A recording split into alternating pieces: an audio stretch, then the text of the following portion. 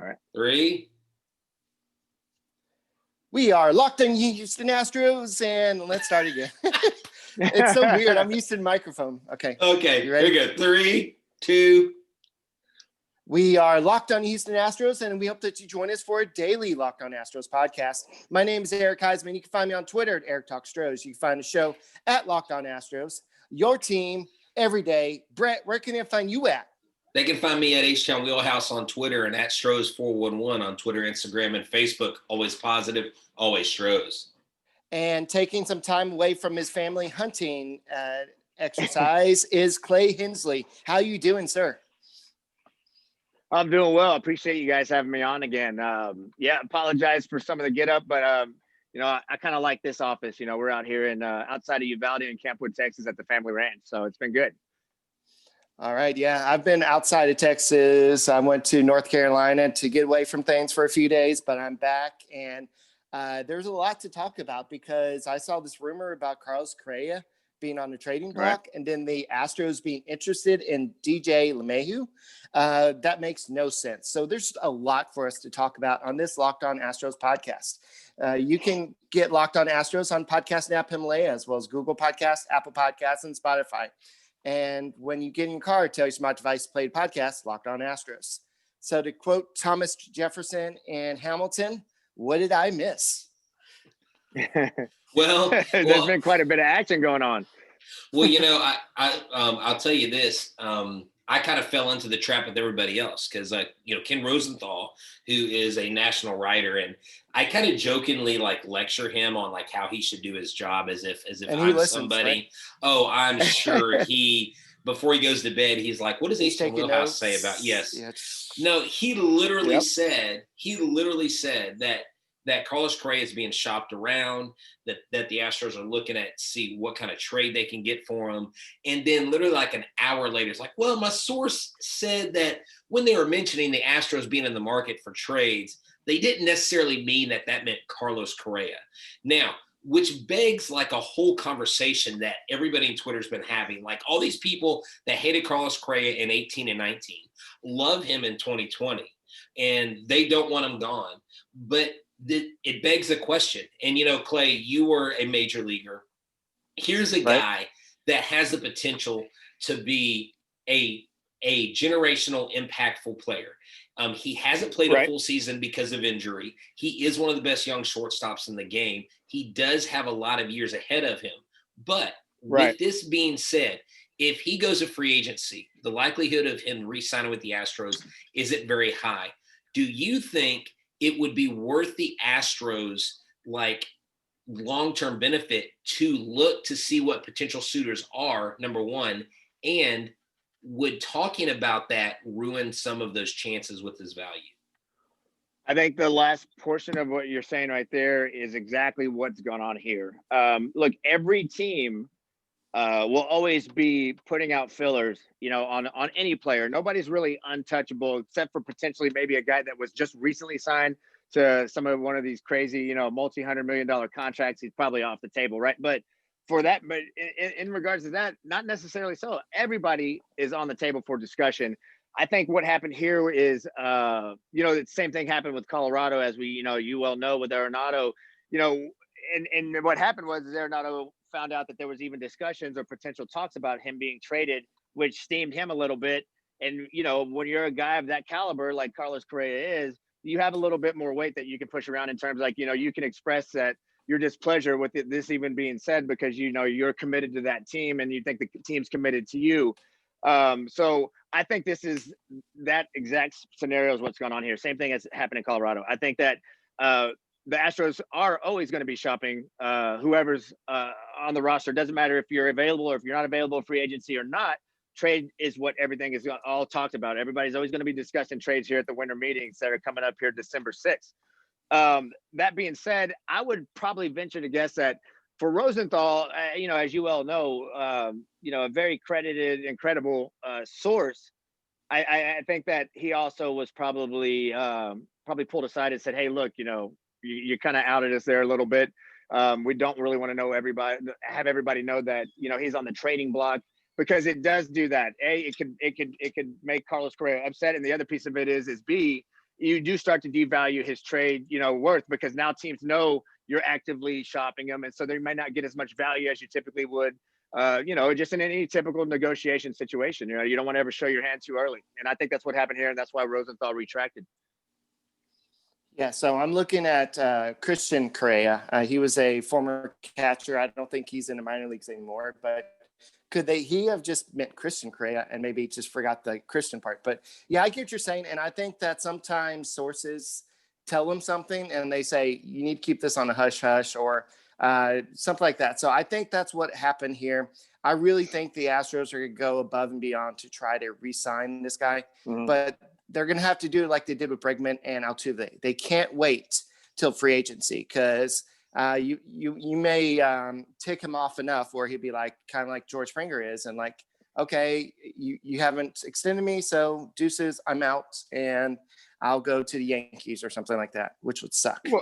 Well, on that note, though, think about this. So in all these instances, unfortunately, with these types of negotiations, there's always a little bit of an ego that's involved with it, as a player, to where you're like, I've been a part of this organization, you've wronged me by not simply just having this discussion of signing me, or, when you talk about Springer and those guys. But with anything else in life, just like this, time heals wounds, right? So there could be a little bit of a grace period here. Let everybody calm down, come to reality, and start looking at the market and seeing what the market's going to dictate for players and potential opportunities of going back to the postseason.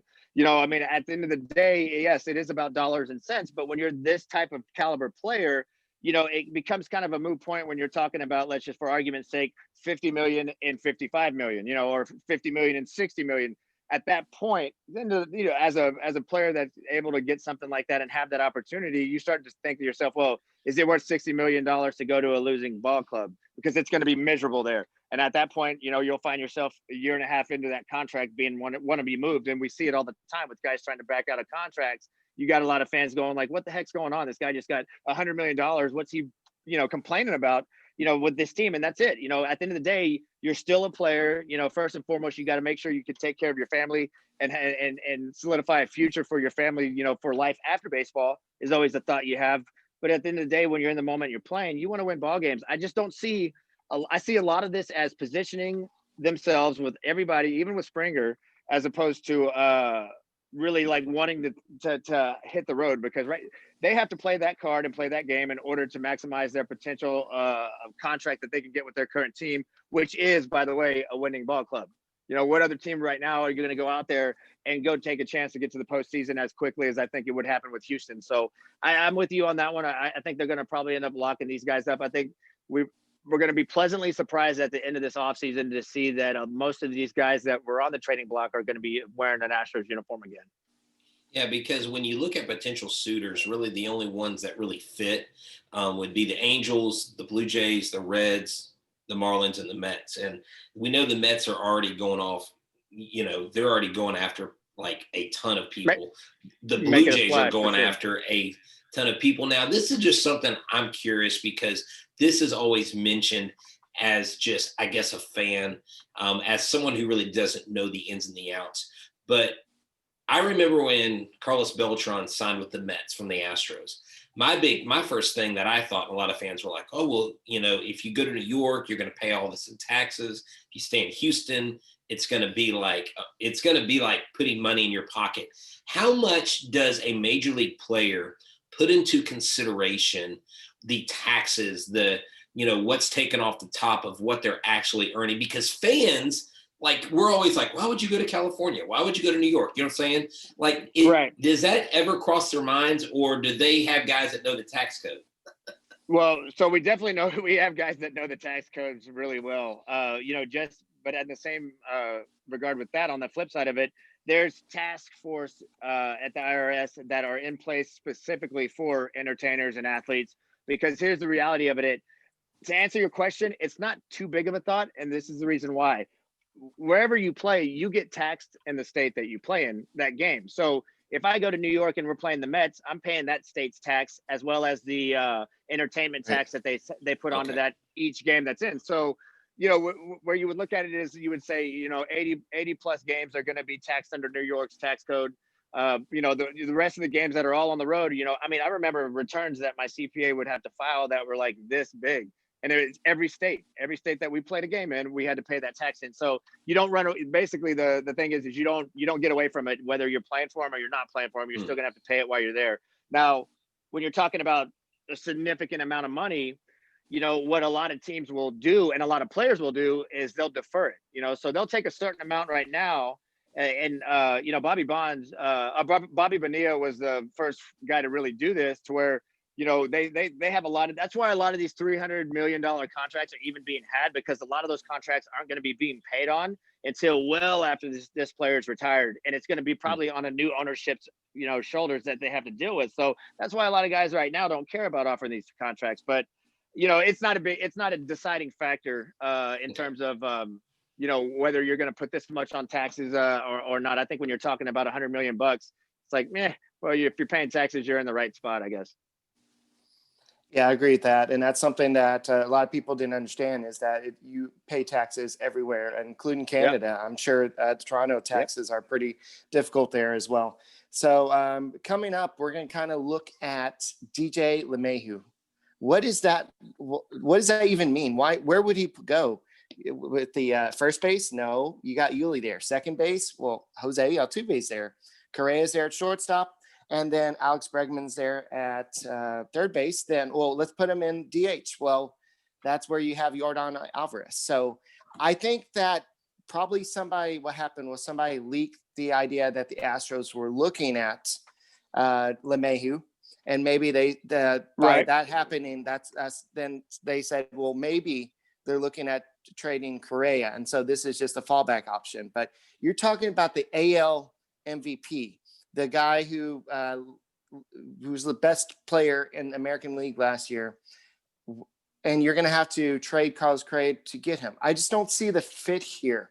I know he can play low third base. I know he played mostly shortstop. I mean, not shortstop, but second base. He's played some shortstop early in his career, like maybe 1 or 2 games, but he is mostly a second baseman or a first baseman. And not even really a first baseman that long. He's mostly a second baseman. The Astros don't need that. So what do you make sense of that DJ LeMahieu stuff? Look, I think right now what's going to end up happening is you're going to see the Astros tied to a lot of the top free agents on the market. Just because of the depth that they have in not only the farm system, but as well at the big league level. There's a lot of guys that are on the cusp getting ready to go get their shot at the big leagues with the Houston Astros. And you have young guys that have had a cup of coffee and had some taste in the big leagues as well in the playoffs that have become interesting trade bait.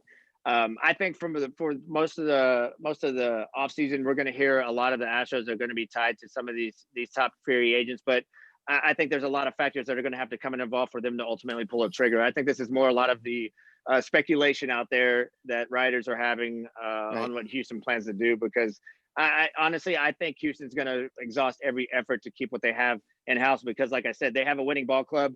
They still have a lot of money tied up with Verlander and Greinke, and those guys not coming off the books till after 21. You have Altuve and Bregman locked up until 22. So I think they're going to try to keep this nucleus the same and similar, but they'll be tied to a lot of talks. Yeah, I think Brantley definitely is a realistic landing a person that lands in Houston. I think DJ LeMahieu. I think some of these guys are like me. They just like to hear themselves talk sometimes. They're just throwing spaghetti at the wall to see what sticks. And so, I get it. I've got the gift of gab. If I'm in a slow off season, I'm going to throw out all potential possibilities. Keep in mind on that. I mean, I don't mean to cut you off, but there was some talk about it. There was some talk about LeMahieu, and there's always going to have that discussion, because you don't know what the other teams, you don't know where their head is, so you don't know where the free agent's at. You don't know what the other side is, in terms of where LeMahieu's sitting and what he may be thinking. He may be loving Houston, and then we may not have that information, and he may take a discount to come here. Those are all things and variables that usually aren't privy to the public knowledge. So, I think the bottom line is, at the end of the day, can they afford a guy like that? Absolutely not. Right. And I just think the Yankees would be really stupid to let LeMahieu go, because they got him there. I think he was successful. Obviously, it wasn't your typical year, but he seems like someone who can handle the New York spotlight.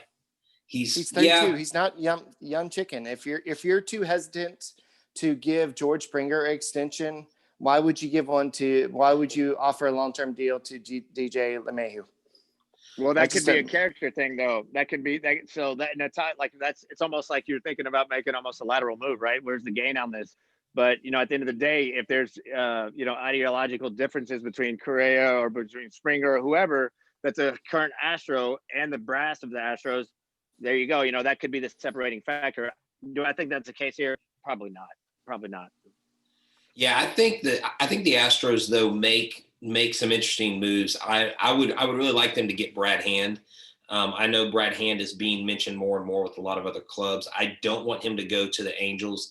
I don't want him to go to the Oakland A's. I know they've shown some interest. I don't want any of these relief pitching free agents to go to any of our division rivals. I just think that would not be good for the Astros. I think that is one need that the Astros have to address.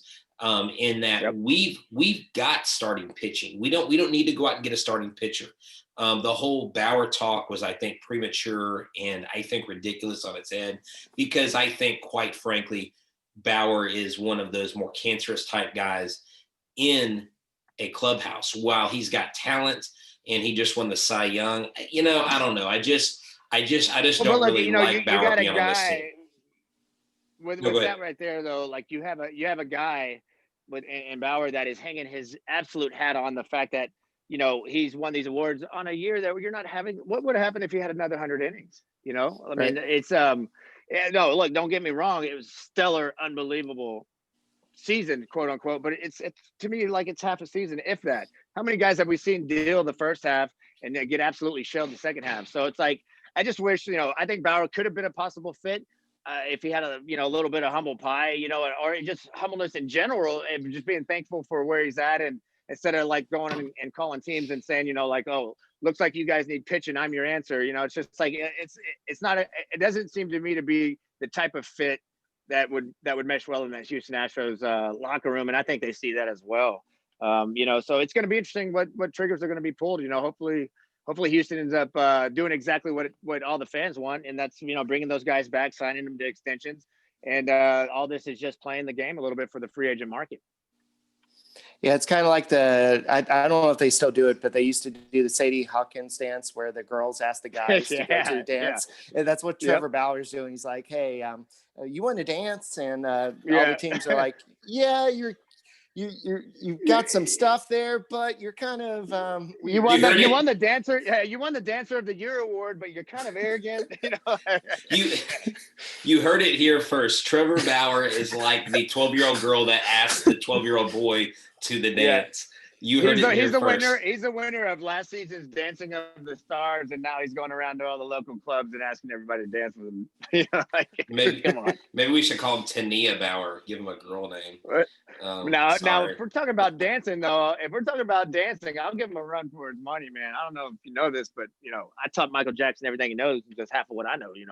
Like I could lay it out for him. Oh yeah. Oh hey, I was going to ask you. So would you come out of retirement potentially to go and play for the AAA? No. I want to know if you would, because we haven't talked in a while. Would you try to jump on the Sugarland Skeeters, the Astros AAA squad? Maybe you could find a surprise appearance. I would. You know what? I would come back and throw an inning for the Skeeters, because those guys over there are solid. But I think that if I threw one inning, my labrum might hit somebody in the front row. So I don't know if we need to get something, some plastic over there, But no, that's actually it's an awesome front office there, to be honest with you. And I'm not sure if a lot of those guys are still intact, but the general manager over there at the time when I was in A-ball was the GM for the Lake Elsinore Storm.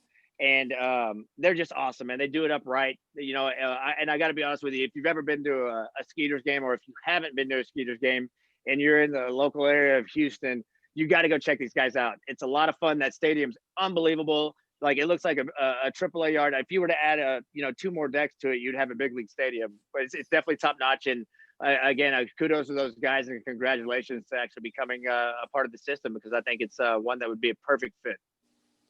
I think that those days are over, Brett. People can't just walk on to the Skeeters anymore. Like Is that a Roger challenge? Is that a Clemens. challenge? Yes. He's just Go he's for like it, Clay. he's like I just I want didn't say it. you to know, Brett, like those days Tracy are over for McGrady. him. That's God, man. Wow. Well, No. I'm not going and trying out for some minor league basketball team. You know what I mean? Like I say, hey, I can shoot a hoop, but like I'm not trying to switch. Like hey, Yeah. make a run for the PGA, nothing like that. But I think you just challenged me. I think I got to go stretch right now and start getting some long toss in. Yeah, I've finished that podcast by Ben Ryder on the trip, and he said that Bosinger is still out there working out, getting ready to go back in after the Astros kicked him out of baseball for good. But yeah, Yeah, but so, he's still trying to sue him. Like he thinks Yeah, that Jeff. He so thinks wait a that minute. Jeff. You No, think go ahead. that you're gonna sue a team, and then you're gonna get a shot with a team? Right. Well, my thing is the reason why it. I saw an article that came back up because Jeff Lunau's lawsuit says Bolsinger's legal team says that they're basically going to piggyback off of what Lunau's claiming and all this stuff. So they're going to basically use that as, well, if he can sue him, then I can sue him. And it's like, dude, get over it. Like, I'm sorry. Like, I looked at his career. I looked at the innings pitched, and I don't see how that one game getting shelled tanked his career. It's a total body of work. I mean, Right. I've never been a major league pitcher, so I don't know the ins and outs. And I mean, honestly, if I was him, would I feel kind of slighted if I got shelled like that and I was on the cusp? Yeah, I'd probably be, pretty pissed. But at the end of the day, I need to file a lawsuit against Barry Bonds then, because he tied that one off me, and that hurt my feelings. So I got to. Did he hit a home run off of you? Was it one of the biggest ones? Just one of the biggest ones in history. But okay, it is what it is. I'm going to sue him though because it bothers me. It hurts. Which one? Which one, Clay? Well, now that you want me to mention it, come on. Well, I want it. Spill the beans. No, he tied the record off me. Oh, I didn't know that. Oh, you're a liar. That's the first thing you said to me whenever we first met. Oh, my bad. He forgets. He misremembers things all the time. Hey, I'm trying to make it. You and Roger misremember things all the time, right? Hey. No, I'm kidding, dude. No, it was one of those things though. Honestly, yes, he did tie the record off me, but it's looking back on it, obviously you don't want to be that guy. It is what it is. But I didn't give up a ton of home runs, and if I'm going to give them up, I want to go out with a bang, right? So right. He tied it off me, and then he didn't break it off me, but he tied it off me. If that's any consolation, which it's not, I know, but it is what it is. But we're in the history book, so some way I think it's all good. Speaking of the history books, Cy Snead is no longer with the Astros. He is signed on. Where'd you say? Was it Korea? He's going to Tokyo. Yep. Tokyo. Okay. So you can says no more. The Astros have 39 spots on their 40-man roster. That means they only have room to sign one more player. So what that means is that there's a lot of people on that 40-man roster who are sweating bullets right now because they know they need at least an outfielder. They need a closer. So they really went in, like Brandon Bailey. I think they included him as part of the old trade, and then they traded somebody else. So they cleared off the 40-man roster. Nick Tanlu is gone, of course. I think Jack Mayfield is gone because they had to protect a lot of people, and Forrest Whitley was one of those guys. So this is Forrest Whitley's chance, whether it's in the bullpen, whether it's as a starter. It's probably going to be in bullpen. He's going to go the Shane Reynolds or Royals Walt, start him in bullpen for a year, and then put him in rotation the following year. That's probably what's going to happen here. But there's a lot of people very nervous on that 40-man roster right now. Well, his last 7 batters that he faced this year, he struck them all out. Now, I know it's not a real game situation. Yeah, Whitley. Okay. I know it's not a live game situation. I know it's more. It was down at Whataburger Field. Alternative baseball. That's alternative. Come on. But that's like practice. It's like practice. Eric, practice. Practice. We doing this for practice? We talking about practice right now? Yeah, to quote Allen Iverson. But so Clay, you got this kid who has been the cat's meow since he got up here, since he was drafted out of high school. he's had all the talk. He's had all the speculation. Dusty Baker and Brent Strom even said in spring training, heavy is the head that wears the crown. What does it take for a kid like that to finally break through? Is it right now a mental thing? Because apparently he's gotten his mechanics down and they're not worried about his velocity. Is it all what's between the ears right now from this point on for Whitley? Well, it's consistency, right? So, what happens is you kind of get your shot, when you get your call to the show, and what the teams are really looking at and what the management's really looking at whenever you're first time call up is just how you're handling yourself, how you're handling the adversity, how you're handling the adjustment. The stuff obviously is there. Otherwise you wouldn't have been called up. And they want to see how you pitch. They're going to always do this. They're always going to start you out in some sort of boat race, whether the team is winning or the team is losing. If you're a pitcher, you're coming out of the bullpen at that point. They want to see how you have your first debut in your inning and whatnot. And then they kind of just go from there. And it's all up to you at that point, which is what I love.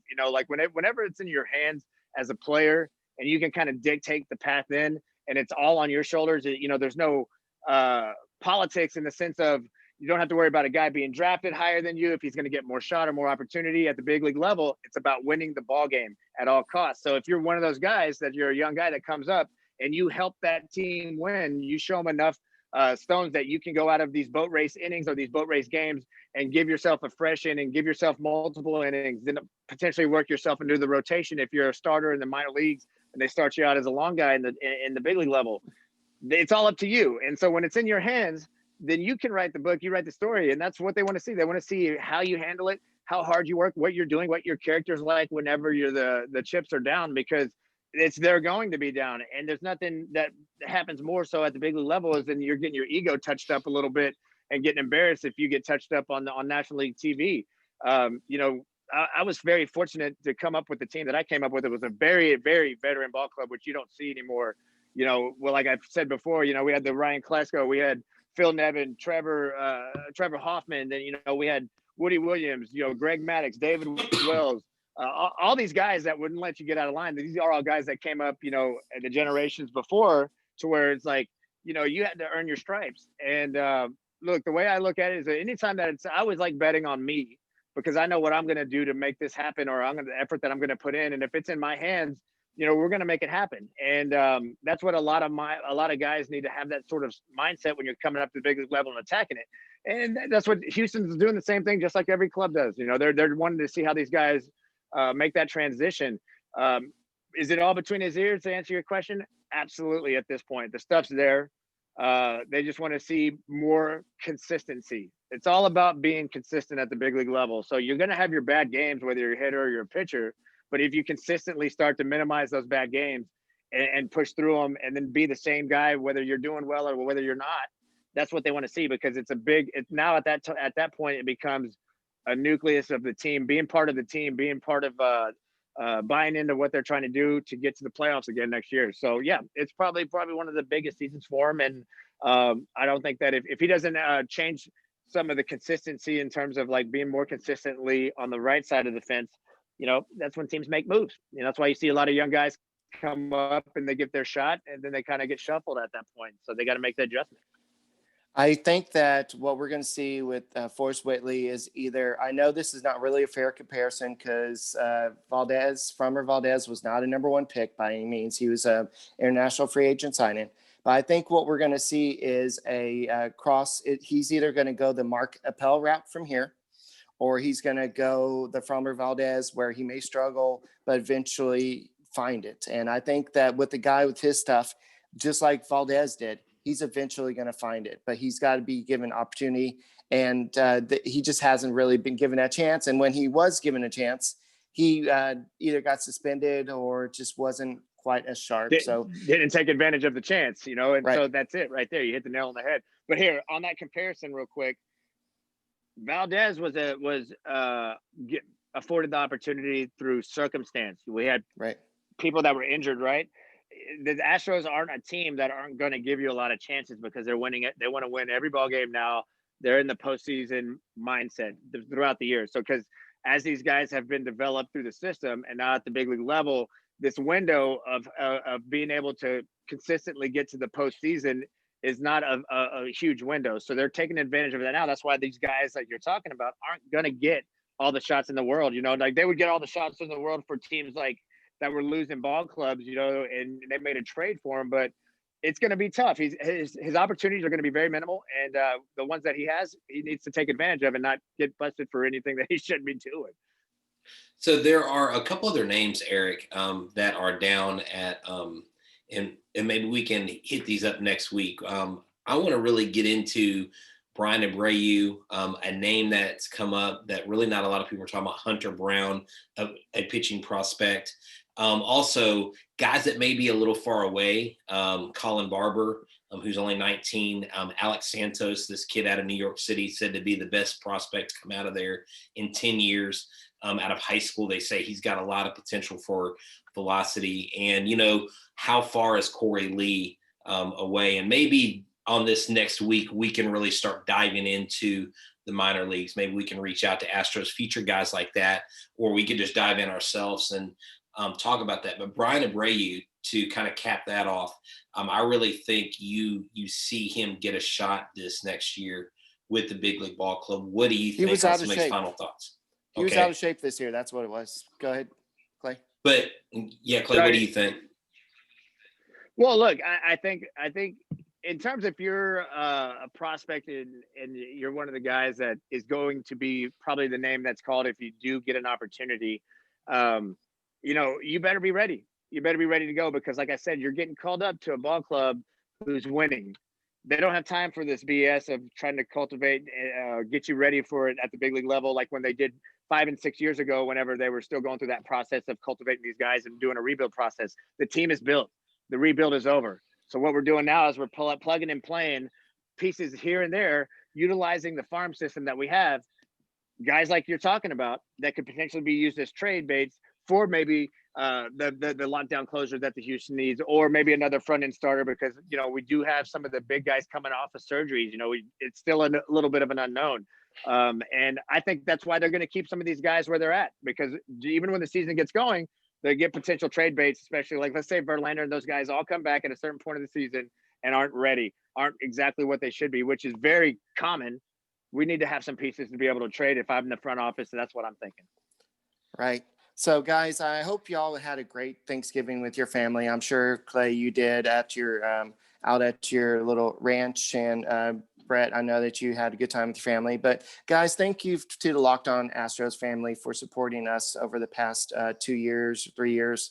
I'm not even sure how long I've been doing this, but and happy Thanksgiving. And just remember, back to reality on Monday. And we'll be back with the Locked On Astros podcast as well.